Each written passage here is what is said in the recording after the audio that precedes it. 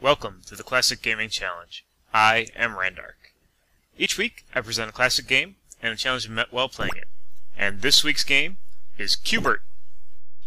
Q*bert was released on the last day of 1982 by Gottlieb. The cabinet featured only a 4-way joystick in which you must use to maneuver Q*bert around the cube pyramid. The Pyramid of Cubes was inspired by art from M.C. Escher. The staff of Q*bert had a hard time naming it. It was once named Cubes, then Snots and Boogers, and even the iconic Bert. Someone finally suggested Q*bert as the name of the little orange guy. Then someone decided to combine that with cubes and came up with Q*bert, C-U-B-E-R-T.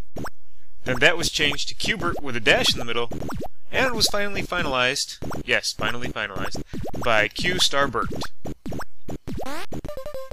Like Pac-Man, this game is a chase game.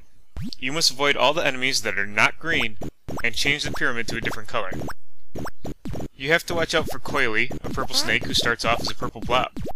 When that purple blob reaches the bottom of the pyramid, Coily springs to life and starts chasing you.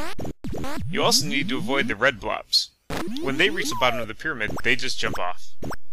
There are also purple guys who move as though the pyramid was rotated 120 degrees in either direction. Be sure to use your flying discs on the sides of the pyramid to escape from Coily and the other problems. There's also a green guy named Sam. When he jumps on the pyramid, he starts changing the colors back to what they originally were. You can stomp on him to kill him, and then change him back, or you can just wait till he jumps off the bottom of the screen, and then change him back. Q*bert has the most unattainable high score in the history of video games. The score of 33,273,520 was set by Rob Gerhardt in 1983. It is believed to have taken 70 hours of straight gameplay to complete. There have been many attempts to beat it.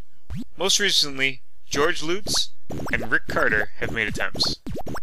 Lutz had a 36-hour run ruined when someone kicked a power strip which caused a surge in the arcade and reset his game.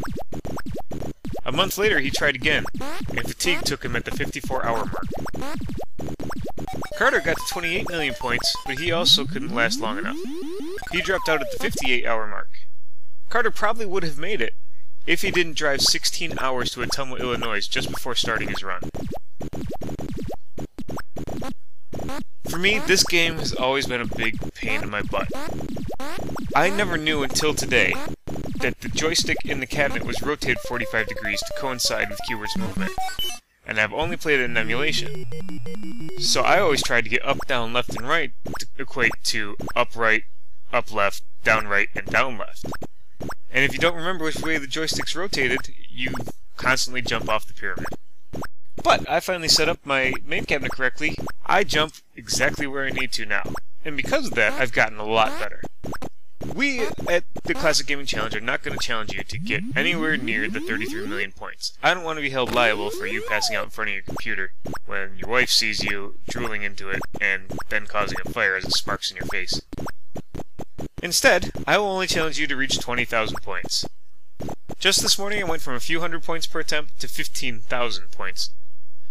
This challenge is achievable if you are willing to work at it, and it won't take a whole lot, maybe half a day. If you want something harder, try reaching 100,000 points.